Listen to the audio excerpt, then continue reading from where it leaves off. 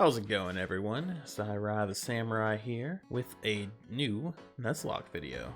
In this video, I play through Pokemon X only using Gen 5 Pokemon. If you don't know, Gen 5 is my favorite Pokemon generation, and I have quite the history with Pokemon X and Y, so I thought this would be a fun challenge.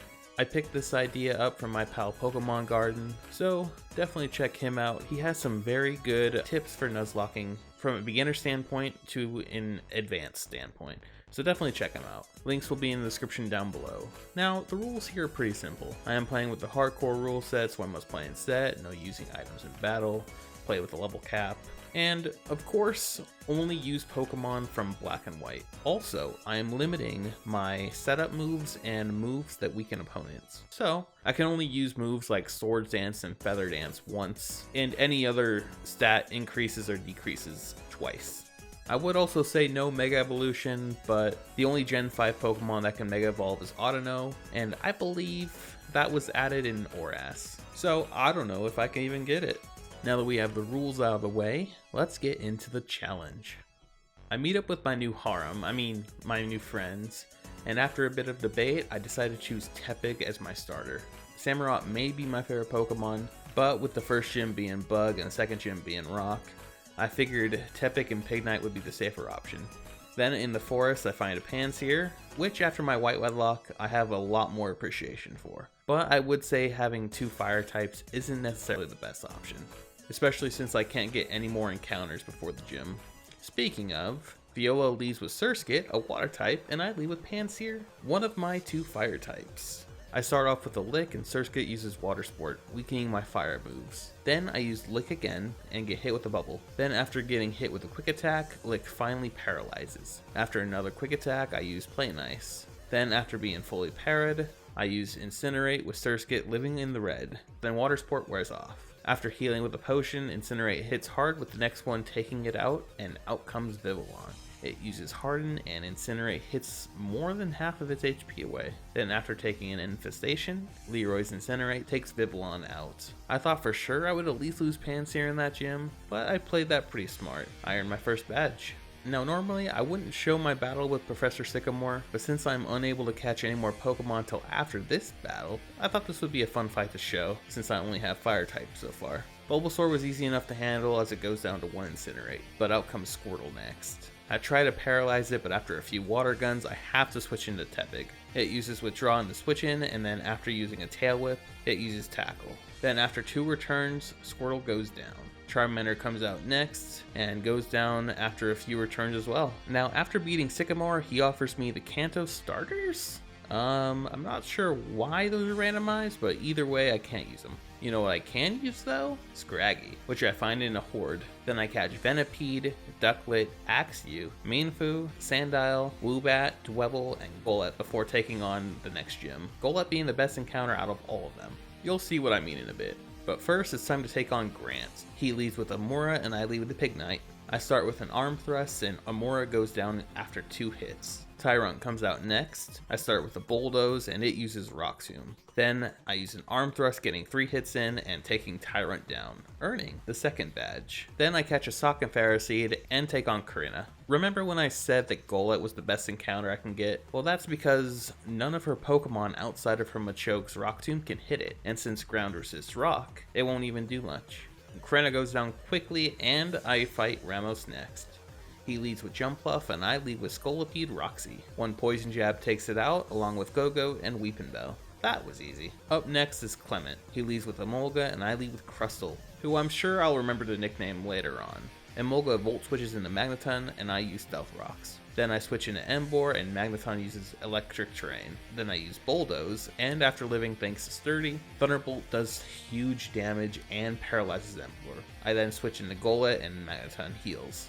After a few Bulldozes and heals, Magneton goes down and out comes Heliolisk.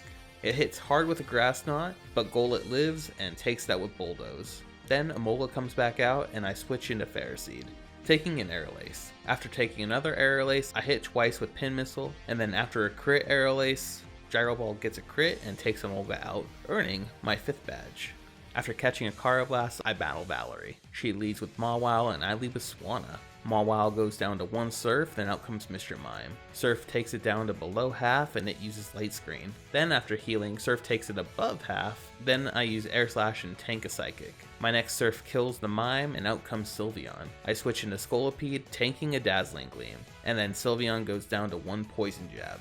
Then after I run into a horde of sussy Pokemon, I catch a Litwick, a Coragonal, and then I make my first mistake of the game. I start the battle with this Team Flare Grunt who leads with Golbat, and I decide to stay in with Emboar, thinking I can live an attack or kill Golbat in one shot. But Flamethrower does half and Acrobatics crits and takes Endeavor out. That blows. My first death happens because I got too confident. After finishing that grunt up, I take on the mountain that is Olympia. She leads with Sigilif and I lead with Golurk. Sigilif uses Reflect and lives on a Shadow Punch. While it heals, I use 1 Iron Defense. Sigilif then uses Psychic, lowering my special defense, and Golurk's Shadow Punch takes it down to the yellow. I then switch into Scrafty on a Psychic. After taking an Air Slash, Sigilif goes down to Crunch. Out comes Slowking next, who goes down to 1 Crunch. Then Meowstic comes out, I switch into Ferrothorn, and Meowstic uses Fake Out. Meowstic then uses Calm Mind and Iron Head takes it down to the yellow. After tanking a Shadow Ball, Rose takes Meowstic out with the Gyro Ball. I earn my 7th badge, and after some shenanigans with Team Flare, I catch Xerneas so I can progress the game, and then fight Lysander for the last time. Don't worry, you didn't miss anything in the first 2 fights. He leads with Minshao, and I lead with Golurk. After tanking an Acrobatics, Minshao goes down to Fly. Then Pyroar comes out. Fire Blast hits hard, but Earthquake takes the Lion down. Honchkrow comes out next. I switch Scrafty into Night Slash, and Brick Break then kills with a crit. Gyarados comes out next. I switch into Among Us, and Gyarados Mega Evolves and uses Aqua Tail. Then it uses Outrage, and Among Us's Effect Spore activates, paralyzing it, making my Toxic fail. Probably should have used Giga Drain there. Then I switch Roxy, tanking an Outrage. Then after a Poison Jab, Aqua Tail hits hard, forcing me to switch into Swanna, who tanks the next Aqua Tail. After using Feather Dance though, Outrage crits and takes Howard out. That frickin' sucks. I go into Coragonal next and finish Gyarados off with Freeze Dry. Then I find a horde of Durants, catch a Shelmet, a Basculin, a Gothorita, and a Zoroark. And then I head into the last gym, who all go down to my Chandelure's Flamethrower. Can we please stop making Ice-type gyms? Thanks. Then I catch my last Pokemon of the run, Girder, and I battle Serena for the last time, losing Kevin the Durant in the process. Well, at least I have a few Steel types in reserve for Gardevoir. I finish Serena off, and it's time to fight the Elite Four. Coragonal handles Darsna and Seabold with Ice Beam and Freeze Dry respectively, so the first person to give me a decent challenge is Wickstorm. He leads with Klefki and I lead with Crustle, who of course I forgot to nickname. Klefki uses Spikes and I use Stealth Rocks. Then after being tormented, Dig hits big. After a full restore, Rock Slide does a bit of damage. Klefki then uses Dazzling Gleam, but I finish it off with Dig the next turn. Scizor comes out next. I switch into Chandelure taking spike damage and a Bullet Punch, but Scizor goes down to a Flamethrower. Out comes Probopass, takes some damage from Stealth Rocks, eliminating Sturdy. I go for Flamethrower, and Probopass actually survives and almost takes Chandelure out with Power Gem. Then after 2 full restores, Flamethrower takes Probopass out. Then out comes Aegislash. I debate whether to switch or stay in, and I decide to stay in, going for Flamethrower, and I take the sword out. That was actually pretty close. Now it's time to fight the last trainer before the champion, Malma, who leads with Pyroar. I lead with Golurk, and after taking a Noble Roar, Earthquake takes the cat out. Chandelure comes out next, and I switch into Scrafty, taking a weak Shadow Ball. Then Chandelure uses Confuse Ray, and after breaking through, Crunch takes it out. Talonflame comes out next. I switch it into Superman, who tanks the Brave Bird. Then after taking a crit Flare Blitz, Shadow Punch takes Talonflame out, but Flame Body activates and burns me. Golurk lives on 7 HP, and out comes Malva's last Pokemon, Torkoal. After much deliberation, I decide that I need to sacrifice Golurk here to get a safe switch into Casper. I don't want to risk the wrong switch to either Earthquake or Flamethrower depending on who I choose, so after taking Torkoal down to the yellow with Earthquake, Earthquake takes Superman down. I send Casper out and finish Torkoal off with Shadow Ball. I hate the fact that I lost the Pokemon before the champion, but there's no time to mourn. Motivated, we take on the Pokemon champion Diantha. She leads with Hanalucha, and I lead with Cragonal. Ice Beam takes Hanalucha out, and out comes Tyrantrum. Ice Beam takes it out as well, and Goodra comes out. Ice Beam takes it down to the red, and it misses a Focus Blast. After 2 full restores, Goodra falls to Ice Beam. Uroris? You know what, I'm just gonna call this Littlefoot since I have always had such a tough time pronouncing this Pokemon's name. Littlefoot comes out next, and I realize I forgot that Rock was neutral to Ice. So Ice Beam barely does anything. After a bit of chip damage and getting paralyzed in the process, Littlefoot goes down. Gourgeist comes out next, and takes Snowflake out with Phantom Force. Then I send Scrafty out. Gourgeist uses Trick or Treat, and Crunch takes it down to the red. Then after healing, Crunch hits hard again. Gourgeist then uses Phantom Force, and I switch into Crustle, who tanks it. Then after a Trick or Treat, Poison Jab takes the Pumpkin out. Gardevoir comes out next, and after Mega Evolving, Shadow Ball takes Crustle out with a super effective Shadow Ball thanks to Trick or Treat. I send Rose out next.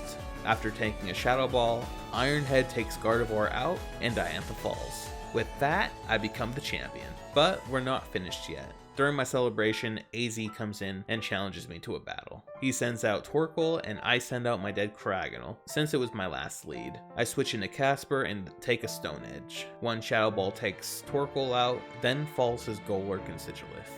That was a waste of time, but at least AZ and Floette are reunited.